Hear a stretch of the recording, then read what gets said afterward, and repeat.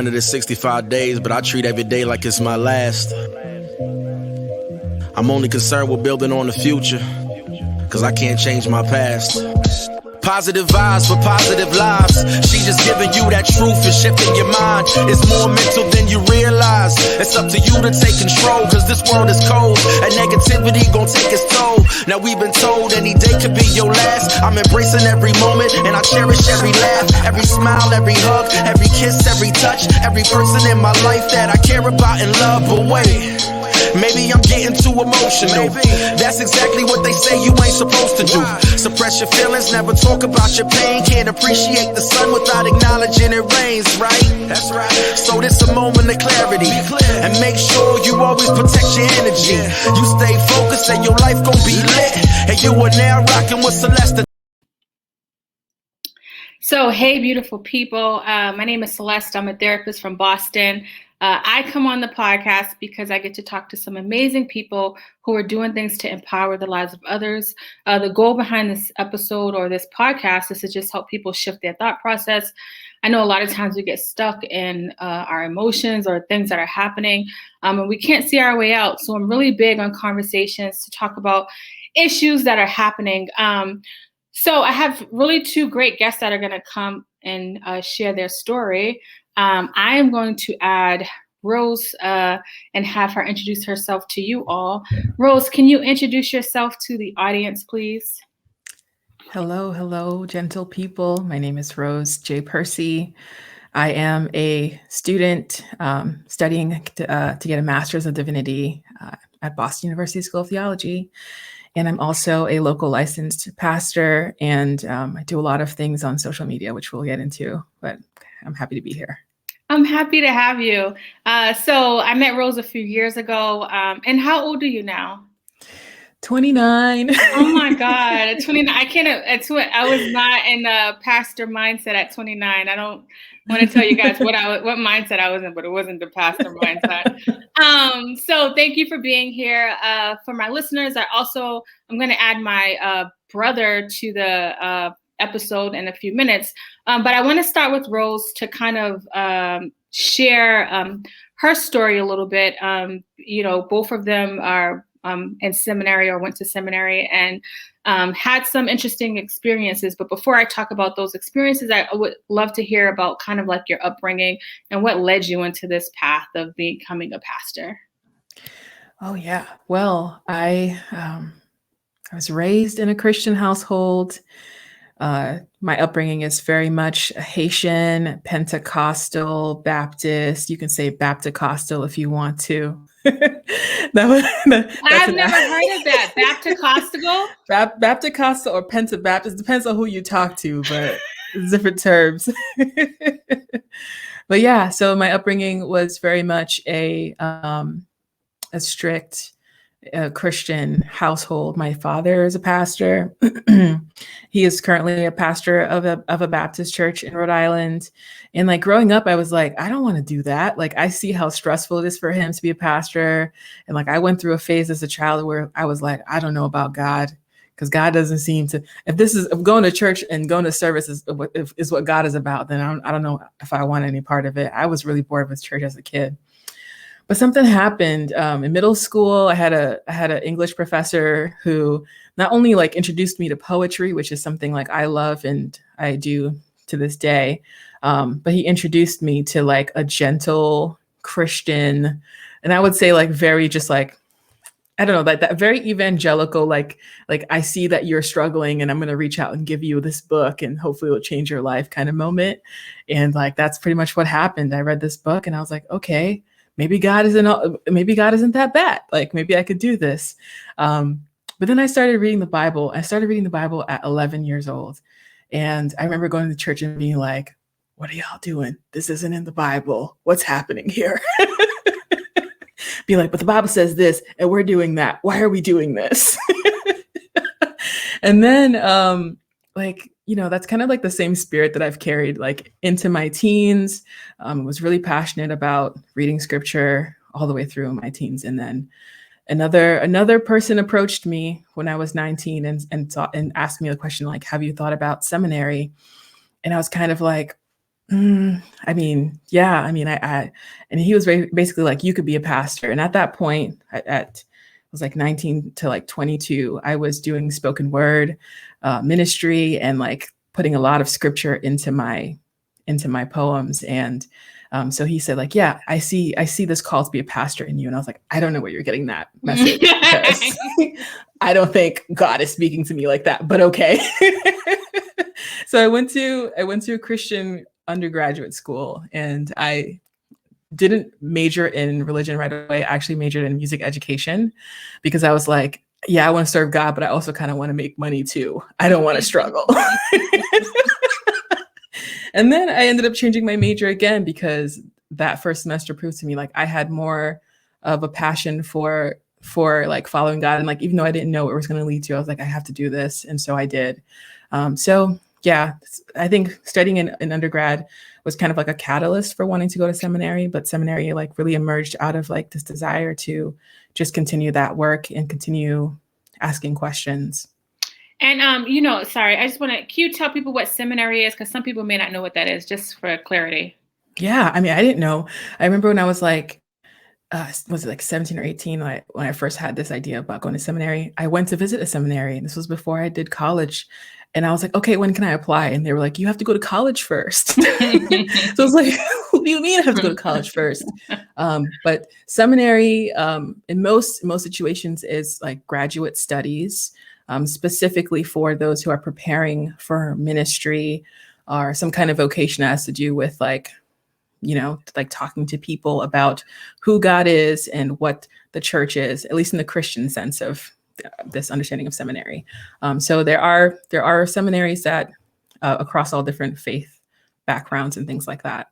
But typically it's preparation for ministers and academics who care deeply about some form of religion. A follow-up question: when you were 11 years old, I'm gonna introduce my brother next because you guys have similar stories. I mean, I'm gonna let my brother share, even though he's my brother. But when you were reading this stuff and you're like, "Wow, this is in the Bible, but that's not what's happening," what did that do to you to be in an environment that was opposite of what you're learning or feeling is true? And because that's a young age to kind of have that kind of aha moment and clarity. Oh yeah. I think I mean, even at that age, I think I had a certain certainty about God speaking to me and teaching me how to interpret scripture. But I didn't have power to do anything. So like, as I was learning, I was just kind of like filing things away in my mind because I'd say things, I'd vocalize things, and people would just kind of go like, oh, you're cute. I think it's great that you're reading this little Bible and you think you have all the answers, but I'm the pastor and this is what we're going to do. And I was like, okay, that's what you're going to do. All right. Like, I'm going to go to seminary. Y'all just going to have to watch. Like, that had to be hard. Oh yeah, absolutely. And I think that, I don't know, I think I've been on a process for so many years of like seeking like validation and, some sort of like affirmation that like what I have known and have always known about who God is true. And like to go on that journey and to feel like you have to go through these institutions to be legitimized is one thing, like to kind of feel like you're seeking that.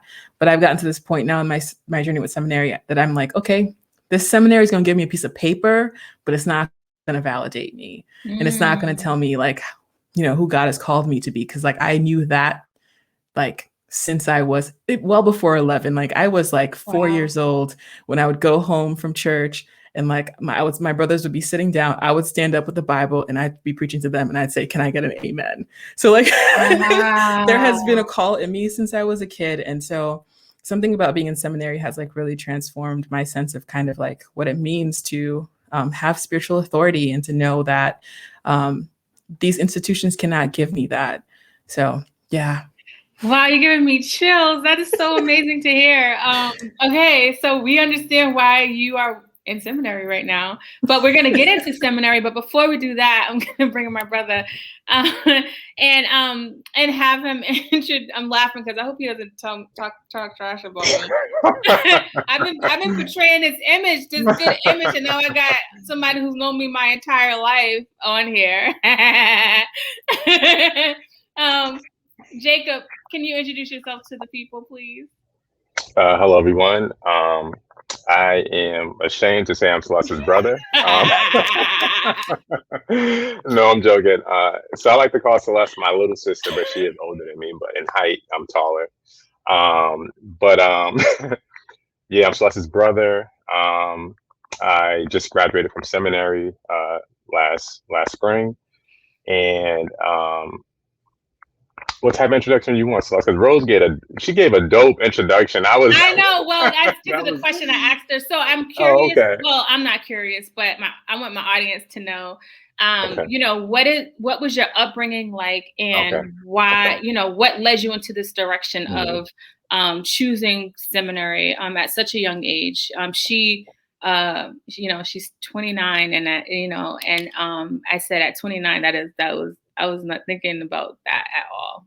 I was looking for the next party. So I'm curious about, you know, what your, I mean, I keep saying I'm curious about, I'm so used to talking like this to people. I know what it is, but I need you to tell the people why you decided to do it. Well, so as a kid, there was this desire to want to be like my father, and my father was a deacon in a church when I was young.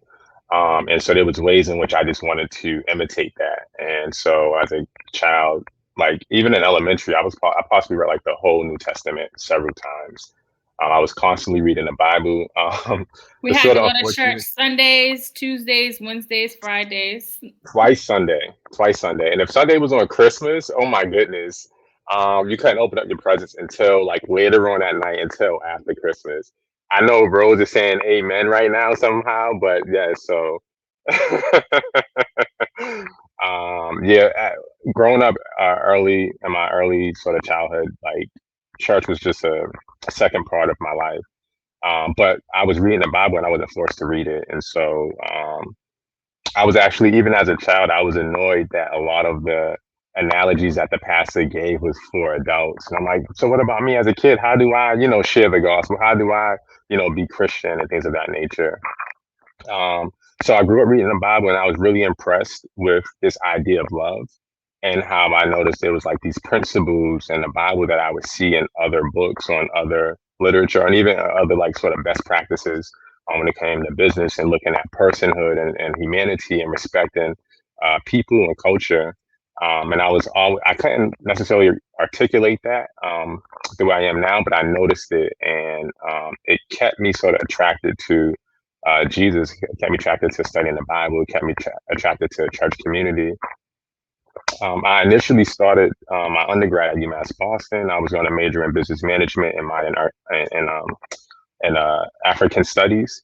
And so it was within learning about African studies that I started to see like these systems and understanding policies and how culture was being shaped in certain ways to better certain groups of people and harm others. And because of my sort of like Christian upbringing, I was thinking, how do I help? How do I love? How do I, help bring peace and reconciliation in this? And so it was actually my undergraduate, sort of beginning undergraduate studies that influenced me to want to get into what some people may call urban ministry. And so I took a break from school, and then around like age 27, I went back to school, and I went to a Christian undergraduate school, and I majored in urban ministries. And then from there, it just seemed right for me to go to seminary to continue with this journey. I actually wanted to go to seminary since I was in high school, which was interesting. I remember a friend's father, we was in a car, I was in high school, and I said, hey, I want to go to seminary like you so I can know more about Jesus. And he started laughing like I told him a joke. And he said, Jacob, there's people that go to seminary and they lose their faith, man. He said, just make sure, you continue to read the word and pray. I start to help you understand. He wasn't deterring me from seminary. He said, no, go if you think it's good, but that's not necessarily the only way or the best way to learn more about Jesus. He was trying to differentiate the academic aspect from sort of like the spiritual aspect. And after graduating, I understand completely what he meant. But that's what brought me to seminary. Wow, thank you for sharing. And it's so interesting how, like me and Jacob, we grew up in the same household. I didn't have any desire to go to seminary, but the love and the helping people part, a lot of the ways or things that I talk about, a lot of it is in the Bible about wellness and renewing your mind and spirit. And a lot of that stuff has always stuck in me. So even though I didn't take the same route as Rose and Jacob, I do believe that my environment definitely like helped me kind of like led me into this direction of like really having such a passion for people and wanting to help people. So now we hear Rose and Jacob, like what led you to seminary. So my assumption, I'm going to start with you, Rose, is that you are very excited about this idea of going, you apply, you get in. Is that accurate to say like you were excited about the idea of being in seminary? Oh, absolutely. Yeah. And what year was it that you entered in? I entered in January of 2019. Okay, so 2019, You're excited to be in there. Can you share with the audience about what your experience has been like and what type of school that you're currently at? Yeah, I think like one of the images that I use to describe like what it's like for me is like I first go to like describing what it was like for me to visit an open house for another seminary in the Boston area. I won't say which one, but it was, a little bit more urban. And I walked in to this open house, and like there are a lot of Black students discerning whether or not this would be the school for them. And I felt like immediate kinship. We had a Black female professor go, and she shared an example of what a lesson would look like. And I was like, this could be it. This could be the spot. And like something about like that feeling was good, but I like decided not to go through with applying to that seminary because my academic goals were different. So I applied to, I don't mind saying the school because like it's all over my social media and people know I'm out here in these streets talking about it. But so I decided to go to Boston University School of Theology, like primarily because of its legacy. It is known for being the school that Martin Luther King Jr., the Reverend Dr. Martin Luther King Jr., got his PhD. It is known for being the school where Howard Thurman, author of Jesus and the Disinherited, beautiful text. He was the chaplain of Marsh Chapel at BU for a long time. So like there's this legacy of these like predominant African-American religious figures at this school. And of course, like the classes were like calling my name, and I was like, okay, this is going to be it. But there was a feeling of like being in a predominantly white space where you just kind of know like that you're being collected. Like you're kind of just like this, like treated like you're a collectible item in a sense, like all the way from like admissions through like meeting friends in classrooms and things like that. People are just kind of like checking you out to see if they can just like get whatever it is that they want from you. And I don't know what it is, but like, well, you help the numbers for the diversity, right? Oh, absolutely. Women, yes. Black and Haitian. So like you're checking yes. off a lot of boxes, girl. A lot of boxes. And like, and because my school is very social justice oriented, like there are some ways that people can mistake those things for allyship, can mistake those things for like, we are here for the cause because we have this many number of Black students here. So therefore we are representing and we are, but like what ended up happening for me was realizing like that was not the case, that in some ways, even though the figures and the shadows of Thurman and King were in the halls everywhere, in a lot of ways, their voices, their legacies, their ideological hopes for what theological education could be was still missing, and still treated as marginal as part of my educational experience.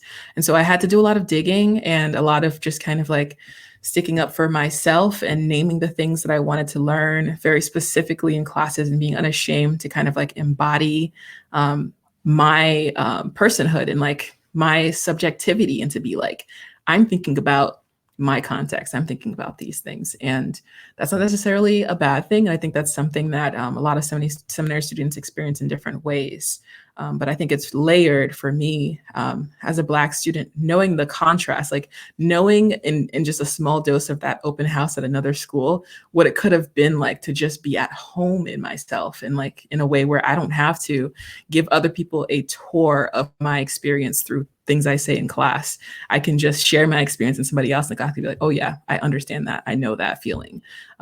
So yeah, so that's kind of. You're definitely a poet. The idea of giving someone a tour, but it gave me my hairs on my arms raised up, because that's what it felt like for me being in grad school. Before being in a predominantly white space, had you been in a predominantly white space before in any other kind of context? Oh yes, like I would say since college, which, I started college in 2014. Since 2014, like I've been in predominantly white spaces. And so I think that small glimpse of an open house was like the one space where I like, at least religiously and theologically, was not for like a brief second. But yeah, my experience in white spaces is vast and broad. And then my next follow-up question, and then I'll go to you, Jacob. Because 2019, we're halfway through Trump's presidency. What role did you think? Because one of the things that with Trump being president, I think it exposed what was there buried deep inside of the fabric of America. What part of that do you think played a role in your experience and you're like kind of in feeling like you were taken on a tour and you're using your words play in that experience? Yeah.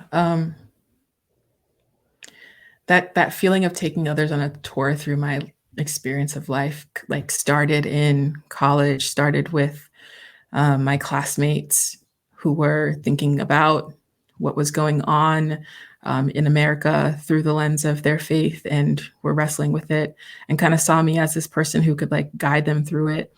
And this goes for my Black friends and my white friends in just different ways, because for many of the Black friends that I had in college, it was like, we need you to like feed into our spirits about what's going on. And then for my white friends, it was like, just talk to us about race. My faith is secure. And I'm like, is it though? Like, if you don't understand this part, can you really say that you're? And so like there was I feel like there was this like gap happening, and I was like standing in it. And I saw myself as this person who had to suffer the most to get people to understand, and to be the person who could facilitate growth for people who may not understand that, even in conversations with me as a person who experiences racism through microaggressions and through the system, that like even their ways of asking questions could be like microaggressions. So like I was in a place in college where I was like, this is okay because we're all learning, it's fine. So when 2016, the November 2016 happened, I was a junior at that point in college. And it was one of those moments where like, as people were beginning to describe the voting demographics, and it was becoming clear that white evangelicals like overwhelmingly voted for Trump. And I'm like standing in this like chapel on this campus, and I'm like, this is like I'm in the very space where there are people here who likely voted for this man, or who didn't, or who don't quite understand like what's so toxic, or what so many of us were fearing would come with that presidency. And in the years that unfolded, I kind of in the same way that like I sought this need to be affirmed in what I was thinking and processing, like as I gravitated towards Christians who understood social justice as an expression of their faith, I was like being affirmed and being like, and had this space to like in the church that I was a part of, that in Brockton that you attended, like that was like the first space where I was like being like, maybe God is saying this, like asking as a question, and people were like, yes, Rose, amen, that's so right. And I'm like, it is. So that's kind of the energy that I brought into that. And that's all a result of like feeling like I was explaining my story to people who just didn't get it enough, that like whether they approached it with like doubt that they believed it or wonder about what it was, doubt and wonder were both alienating for me. Like there was no sense of like, oh, we get it. Like it was just alienating all the way through. So seminary has really like I kind of got to a place at this point with my journey in seminary that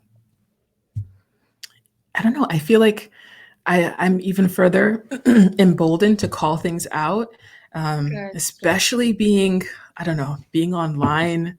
Like I think maybe it's an introvert thing, but like I come to life on the internet. I don't know if that's like, there are people who can understand that, but like some people are really afraid to put their words and their thoughts out there. But as a writer and someone who just kind of like has used social media to connect with people who can understand my experiences, like social media has helped me a lot. So during this pandemic, I've been able to just kind of like start writing things, start putting things out there and being like, you know what, we may have masks on in one way, but I'm taking off another mask, and I'm taking off the mask of respectability. Like we're going to talk about these things. Nice. I love it. And the church Rose was referring to that her and I attended, that was like my first experience of being in a religious space where social justice was a priority, which is interesting that it took that long when that's all about, that's what Jesus did. And asking questions is what happened. So it's so interesting that out of all the churches I've attended and all the years of me being here, that that's not the norm, right? Like I feel like that should always be the norm. So Jacob, you are excited about seminary because we just heard like you've been reading the Bible since you was younger. Like he ain't capping on here. He's telling the truth. Jacob always had the Bible, was reading it. Like he was listening to his gospel tapes. Like Jacob was like I mean, I was good. I don't want to make it seem like he was the white and I was the devil. I was good, but I wasn't that deep into the religion. And so you're excited about seminary, but unlike Rose's experience of being in a more social justice place, you attended a more conservative school. Can you share with people about your initial excitement and then kind of like your experience being there? Sure. I just wanted to pick up on that point when you said you wasn't the devil. He was devil-ish like. So just wanted to specify that. Reach out to me more if you want some private information. No, I'm being silly. So you see it runs in the family. We're both. It's weird. I mean, in some sense, I was happy that I was going into seminary and I was going to get a certificate once I graduate, like Rose said. I remember talking to somebody before I went to seminary, and the person said, "I think you should go. You don't need it, but it's just good to have that, as it like to have this not validation from the school, but so other people can see there's certain places you want to go to where this would look good. That's what that sort of advice was being said and projected. But I was somewhat excited, but I actually somewhat knew what I was getting myself into. Prior to going, I talked to different people. And I remember one person said, who actually went here, not particularly this school, but to one of the other schools in the South. And this person said, I don't know if you should go there. There's a neo-Calvinism about it or something like that, she said. And then I started asking other people, and most people said, don't go. And because of the color of my skin and because of the oppression that I would feel. And I'm thinking, you know what, man, I'm gonna go in there, I'm prayed up, I got the word holding me down, I'm gonna go there and just, help be a witness. And there was one person, I remember it was a white woman who said to me, she was the only person that immediately affirmed and said, I think you should go, because she came here, she graduated, I think in the 70s. She said, you know what, you should go because I think you'll be a good witness. I remember she said that, and it was just weird. And so part of the reason why I went here, I got a scholarship. Some of my classes from undergrad was going to get advanced stand-in. So I'm like, oh, this is a no-brainer. Let me go here, And so in that sense, I was excited, but I sort of knew I was going to get myself into some sort of hot water. I didn't know how hot the water was going to be, though, And I think that was the Um, I don't know, the aha moments. It's like, so from undergrad, I remember a professor saying, look, how are we learning about missions and the authors of these books are only white, you know? And ever since then, every time I go into a classroom and I look at the syllabus, if the authors are only white and they're namely men, I'm like, wait, like, why are we like, how are we learning about intercultural studies? How are we learning about other nations, other ethnic groups, other just for one particular framework, And so coming here, I started to notice that. I started to notice the demographics of staff and faculty, the leadership, and I'm like, oh, this is predominantly a white school. Not only is it a white school, the structures are white, and even though there's not policies that say, okay, you're black, you're bad, and you're white, you're good, or the lighter your skin. I mean, that's what was going on. And to me, the most central part, like if we're Christians, what even unite Rose and I is Jesus, our faith in Christ. But if I'm only seeing an image of a white male, I'm like, wait, Jesus was in the Middle East, like, and so you can begin to feel the culture, and I think so. There's the systems aspect, then there's the agency aspect, like the humans, the functioning that, the thoughts, the feelings, et cetera, et cetera. And so interacting more with people and the different peoples here, I began to feel it. I think maybe my second semester became really harsh for me, and I realized, yeah, this is serious. It's some people may call like some aspects of it Christian nationalism. There's other phrases that people give to it, but I was like, this doesn't feel like Christ. Like this doesn't feel like what I was reading about. People make mistakes. Nobody's perfect, including myself. At the same time, I liked being here. I was able to differentiate genuine unawareness and willful ignorance. And so what I tend to find is that there's willful ignorance. A person or the people or the institution, they heard time and time again the complaints, the cries, the hurts, again and again, but there's this willful ignorance. Like, basically, I don't care. And I'm gonna say this is a really bold statement. I don't see you as fully human. And that's the only way I can justify or rationalize me being somebody of that's socially classified as black, and other people who are being classified as black and having a similar and same experiences, and nothing's changing. And when things do sort of change, it's like moving things around, but it's the same outcomes. So yeah. So I feel a little emotional about to ask you another question, because I remember the struggles you had. Let's go into 2020. We're in a pandemic. George Floyd stuff happens, and you become a lot more emotional. And what was that experience like?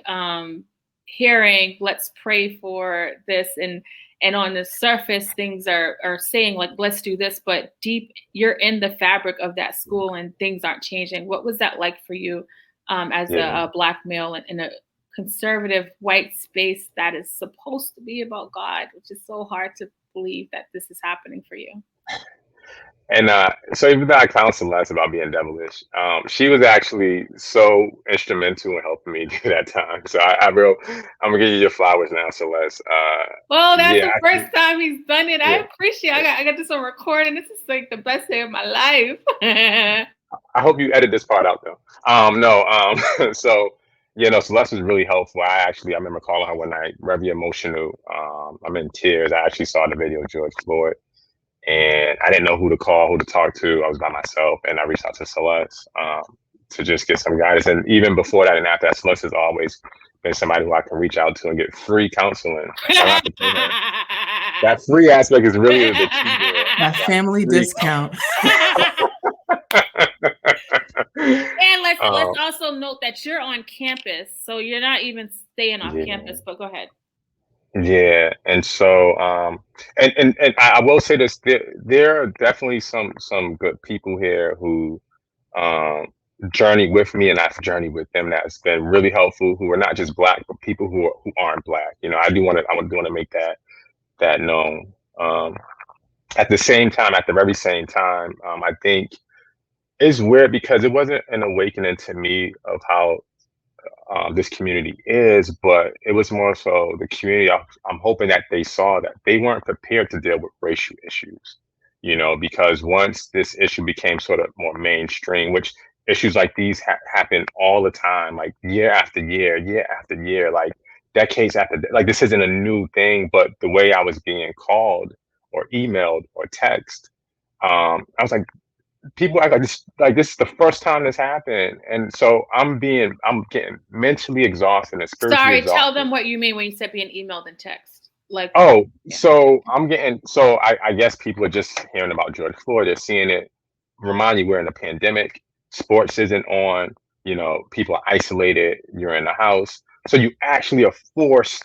This is the first time you're forced to look at images of Black people being harmed, and murdered, and so, which this is like a daily thing. This is nothing new to me. I remember being forgot such. I think I was like 11 or 12. I remember Daddy was talking about how some guy was pulling out his wallet. I think it was in New York. I forgot his name. And they shot. I forgot how many times they shot him. They thought it was a gun. And so I remember he said, when you get pulled over by the cops, make sure you have your hands on the step. Like I had to go through all this because I At grew up 11. knowing. At Yeah, 11. Isn't that sad? there's this tension between police officers and Black people.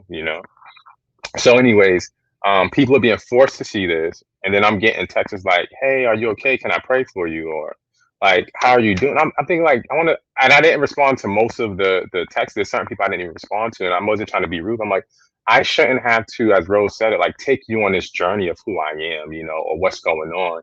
And I don't know if you're feeling guilty somehow. I don't know, what your motivation is. And there were some people who I did reach back out to because they've been helping prior to this. But it was exhausting to to respond. I think it was like for a week I didn't respond to anybody because it was excessive in my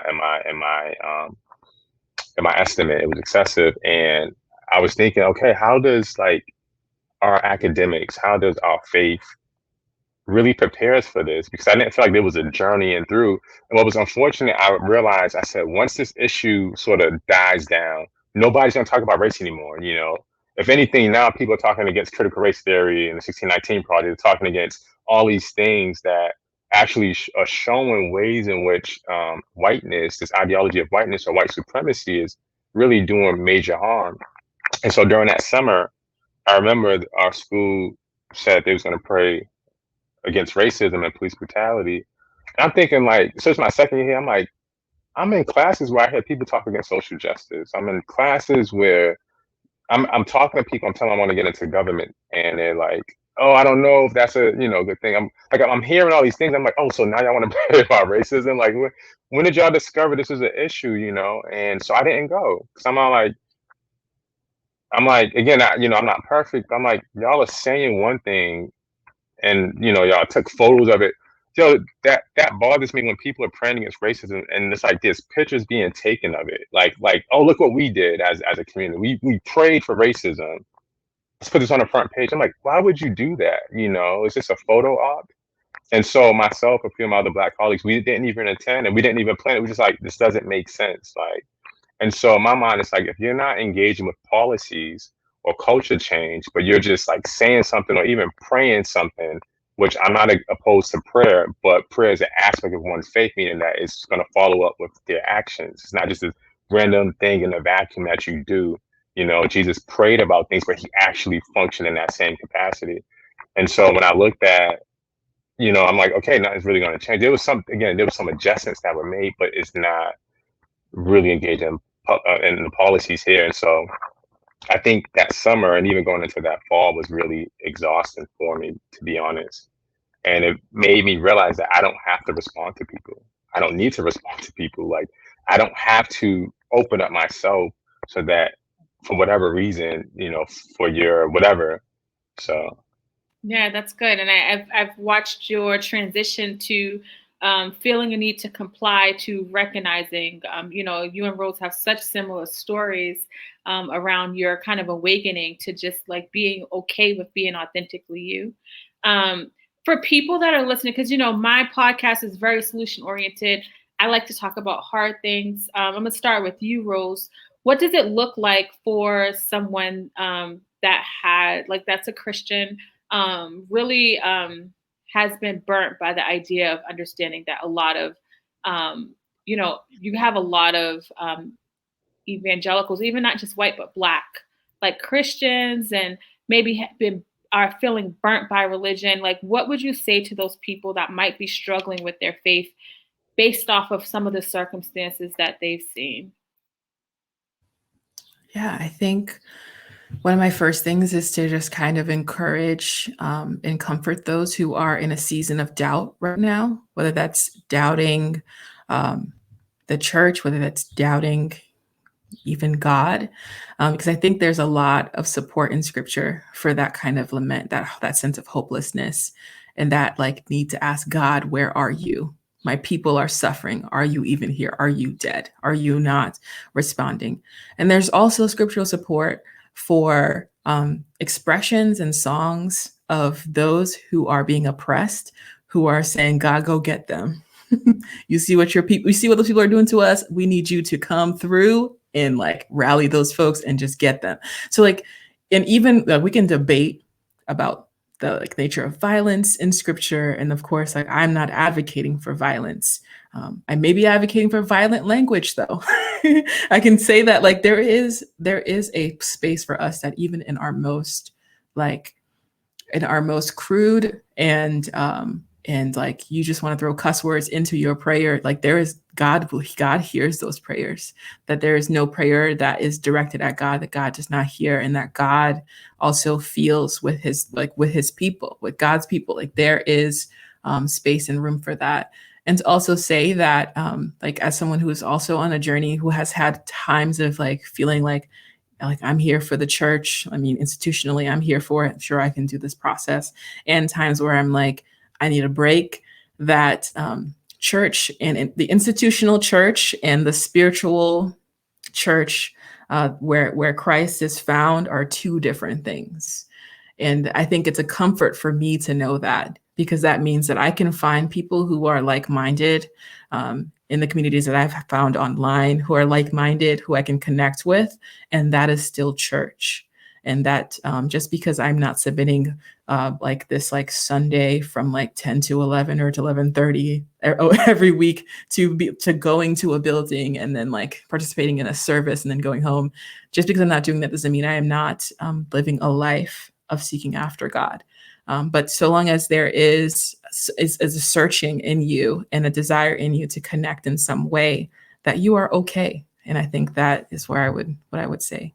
Yeah, I love that. And, in order to practice what Rose is talking about, you got to have your own individual relationship, right? And I think that, the way that, me and like the way I was raised, it felt more institutionalized. It wasn't until I became an adult where I recognized like, oh, this is when things happen in church. For me, it was like, well, what's the point?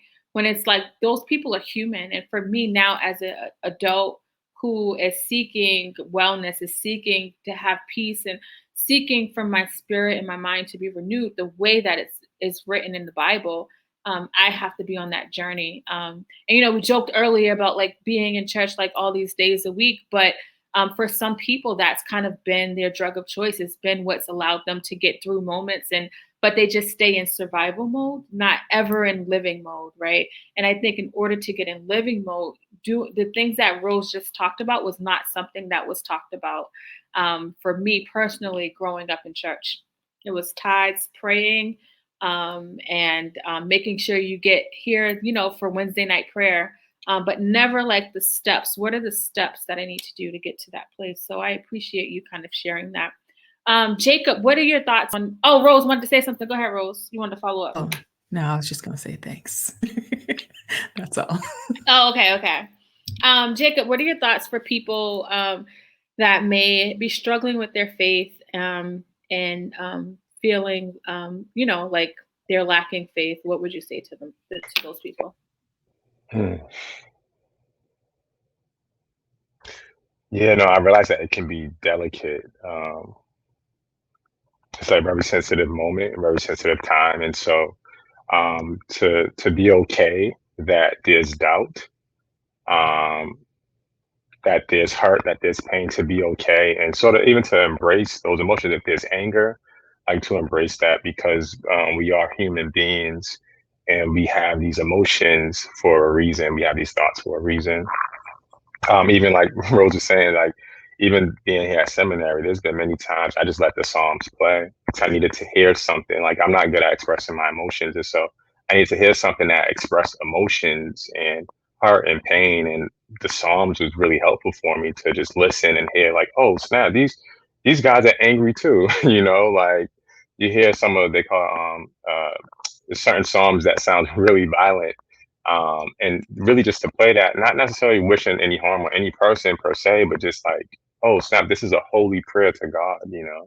And so whatever word comes to your mouth, say it. Like God's not going to be offended by your thoughts. He already knows it even before you're thinking it anyways. And so, but I would also say find outlets to express those emotions, that energy, maybe with friends or community, whether it's going for a walk, going to the beach, writing, exercise, like whatever can help you express these things, so it's not just bottled up, so that it doesn't fester and harm you or the people around you. And hopefully there can be people around who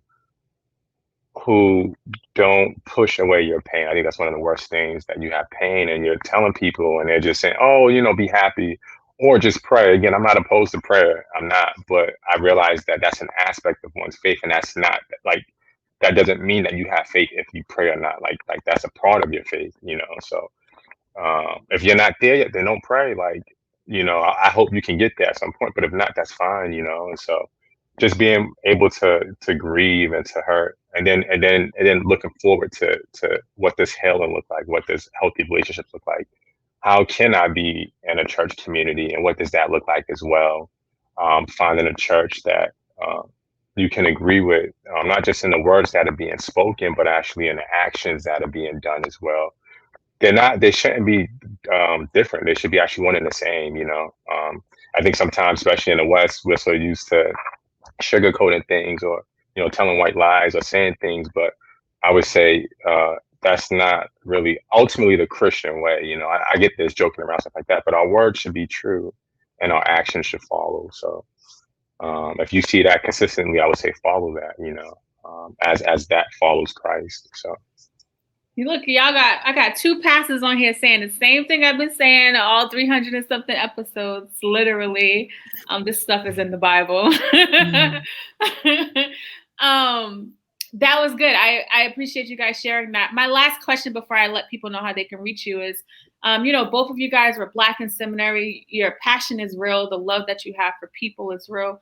Do you see any changes happening, or do you have any words of advice for kind of like somebody that may be part of leadership in seminary, or what are your thoughts? Because I'm all about reconciliation, recognizing what is, and looking at how can we make real concrete changes. And I'm sure over the years you guys have thought about what real authentic seminary could look like, not just for Black people, but for all people to be able to experience what the word is actually talking about. So Rose, I'll start with you, and then I'll end with Jacob. Wow. I have so many things I could say. But I'm like, where do I go first? But I'm going to start with the news that just hit this week of Dr. Nicole Hannah-Jones, who's a journalist, professor, who was a co-founder of the 1619 Project. She was fighting for tenure at a school for a while, and publicly wasn't saying a lot, but everyone else was just kind of what's going on, trying to figure out what's going on with that story. But she eventually won and was offered tenure from this school. I think it was University of North Carolina, Chapel Hill, something like that. And she turned it down and went to Howard. And everyone was just wow, if that isn't the most boss move ever. But her reasoning for leaving was I am not going to keep trying to force my way into doors where I've already earned every credential I was supposed to earn to get this job. No one before me who has had my role has been denied tenure, and everything I've done, I've checked all the boxes, and I'm still being denied access because of the color of my skin. And she's like, it is not my job to change the university, and listed all these different ways in which that white supremacy has ruined like the institution. And then she says, like, it's not my job to change it. And I say to you, I refuse. And that has been my liturgy this week. I say to you, I refuse. Like there's something in me that that used to really like try to imagine like a institution, whether that's the church or a seminary, that could do all of the things that create community in the ways that I hope for. But I got to a point where I was just like, God is calling us out of the tower, and we keep trying to just like patch it up. Like God is calling us out of the tower. God is calling us to the scattering of the people that goes out into the world. God is calling us to be beyond this like policing of like who gets these credentials and who doesn't, like, and we're just trying to preserve this like cracked and broken system. And I just say, like, for me, it's both this journey of like of moving beyond trying to fix something that is broken and into like imagining something better in different places. And like that's kind of what I'm a part of. In terms of seminary, I'm going to stick with like what I've been saying all along. It's just that like I had a sense of spiritual authority where the Holy Spirit was working in me prior to seminary, and I will have it after. Like the seminary, if the seminary doesn't change, like, you know, shrugs. Like I'm moving on. And like and I hope for the best. I can only hope for the best because there are people I love in those institutions, and I hope that, you know, students who are Black and Brown or of other minority identities that go into these spaces can find community. But what will often happen is like, so long as these systems remain corrupt, what you're going to find is that you will scatter and gather with folks within those systems in different ways that feel more authentically like community. But I don't think these systems want to change and can change because white supremacy runs way too deep. It is literally in the infrastructure. So that's where I stand. I don't know if it's too pessimistic, but I'm just going to leave that there. Maybe Jacob could give y'all some like more positive. No, that's fine. It is not too pessimistic. I think that it took a long time for me to really understand white supremacy in the fabric of America. Even, you know, I knew this before George Floyd and the pandemic, but even now I'm so passionate about resistance. I'm so passionate about just being my authentic self. So it's nice to hear your authentic answer to that, because, you know, I think, you know, when we talk about policing and people are saying like there's no good cops in a corrupt system, like the system's corrupt. So even though a person has good intentions, they're still a part of a system. And I think that's your point, you know, like the system is very much embedded in white supremacy. So it's really hard. If we think about it, like the Christianity that was taught to us as slaves was done to keep us in line and keep us in check. And so I think that what you're saying makes a lot of sense. Jacob, I'm curious to hear about your thoughts on just kind of like, you know, what it looks like for you moving forward, and your thoughts on seminary. Yeah. Trying to think, because there's a lot I can say as well.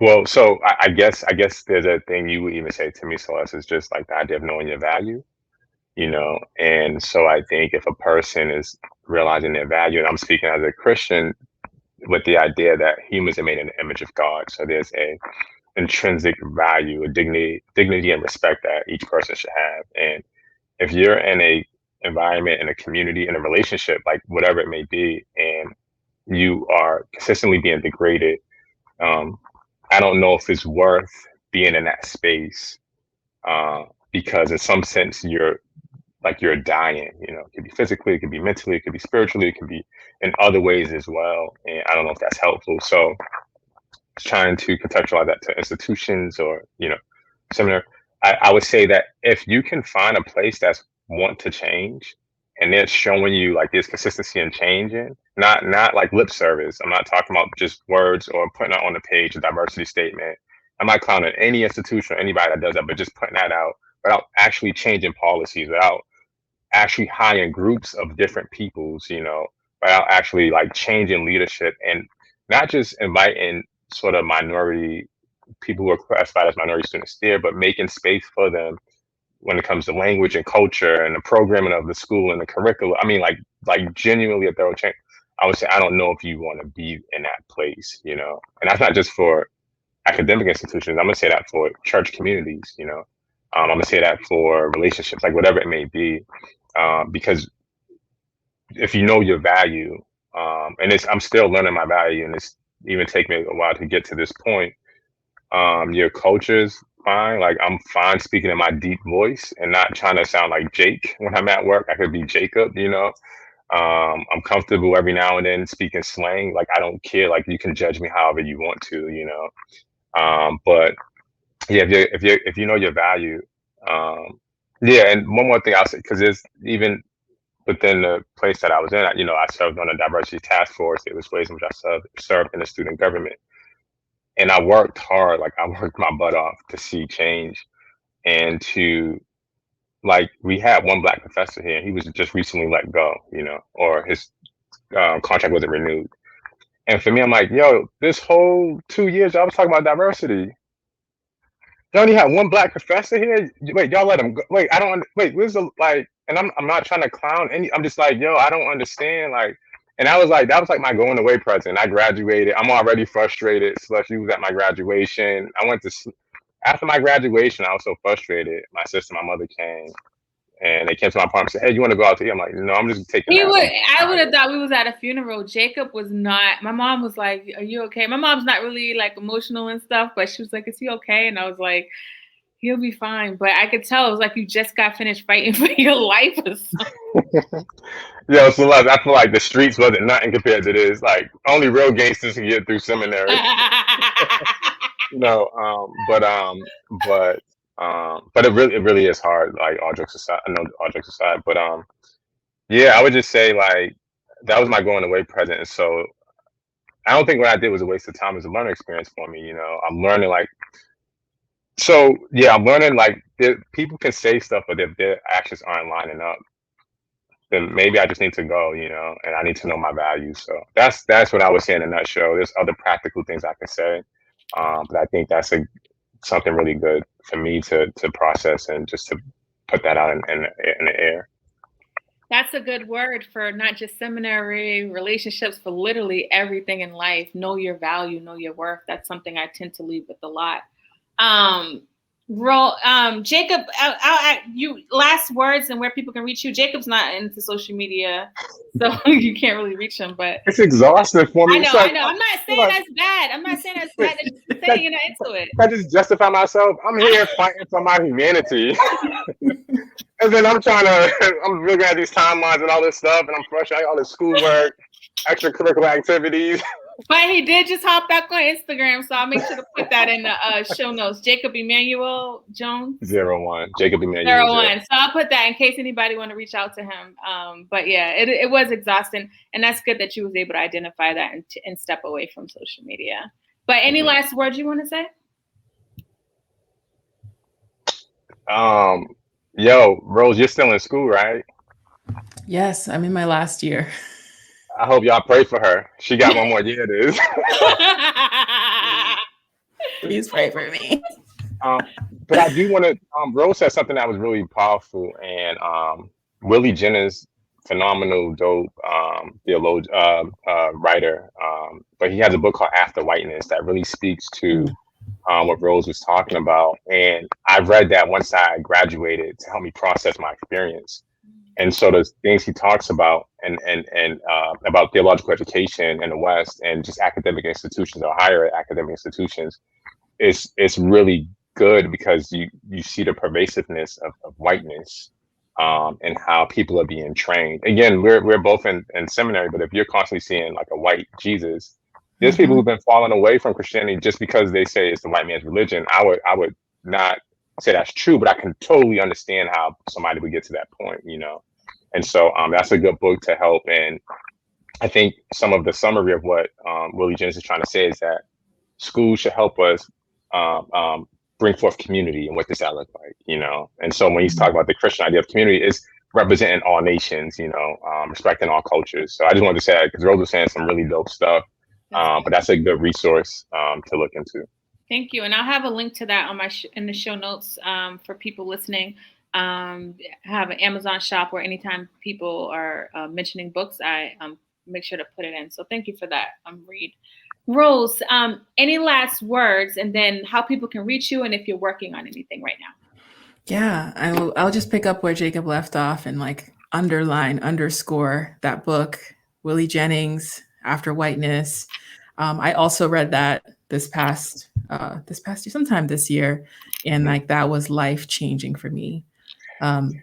Another text that I recommend for those who are, especially at the maybe in the first year, I would say like after your first semester of seminary, and I would say this goes even beyond just theology students, but a book for understanding your vocation and your call through seminary as a person of color would be Nobody Cries When We Die by Patrick Reyes.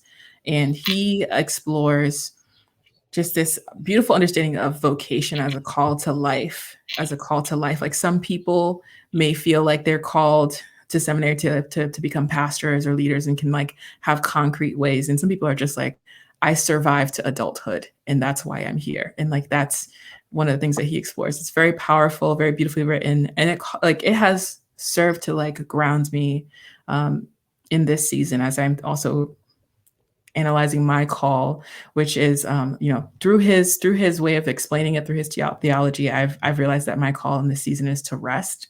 It doesn't mean that I don't work because, a girl's got to make her money, but it does mean that like I've reframed what I think about work. Like work is no longer my life. Rest is, because rest is celebration. Rest is Sabbath. Rest is being with God in celebration. And rest is also the longing that shapes me to see all these systems of oppression as like not good enough and to say like, this isn't it. Because if I'm not being called to belonging, as Jennings points out, if I'm not being called to celebration of life, as Patrick Reyes points out, then this isn't for me. In terms of how you can find me, I am on Instagram and Twitter as @RoseJPercy. I also have a website, which is rosejpercy.com. And okay, come through with the website, come through. Okay. Yes. And I'm also in the process of launching a podcast of my own. And it's, inspired by Celeste. Oh, for real? Well, let's clap it up for that. So tell people what it's about. Yeah, absolutely. Like I think a lot of the themes you explore about shifting your mindset are so key and so important. And for me, like one of the things I'm trying to work on is like shifting people's concepts and understandings of Black women and the stereotypes and the burdens that shape our lives. And like one of those stereotypes is a strong Black woman. And there's a lot of baggage that is carried under that label. That's not just about like systems of oppression in, secular spaces, but also within the church. And so one of the things I'm exploring is like this conversation that, I'm putting a name to it, but like I've already seen it present happening a lot online, but like people are just saying like, I'm not your strong Black woman.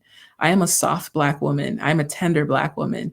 And so I'm just trying to put a name to something that I'm seeing and to just kind of help people understand like what comes out of that. And so for me, that looks like rest as a vocation, as I just talked about.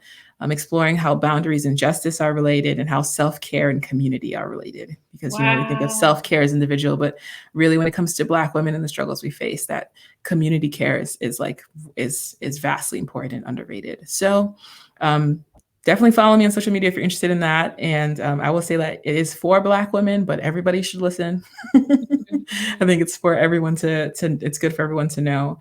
But you'll be hearing about that soon. Awesome. That's so needed. I can't tell you how much I'm constantly talking about rest being an act of self-care. And I think, Black women, we've never seen rest take place in real time from our caregivers, just from our ancestors. And so it's embedded in our DNA to work. And then we work so hard that, we suffer and our kids suffer and maybe our partner may suffer because we're not our complete selves because we're not resting. So I really love that concept a lot. I cannot wait to hear it. Now your social media feed makes a lot of sense. You're preparing people for it. Come through with the marketing. Come through. I love it. Yes.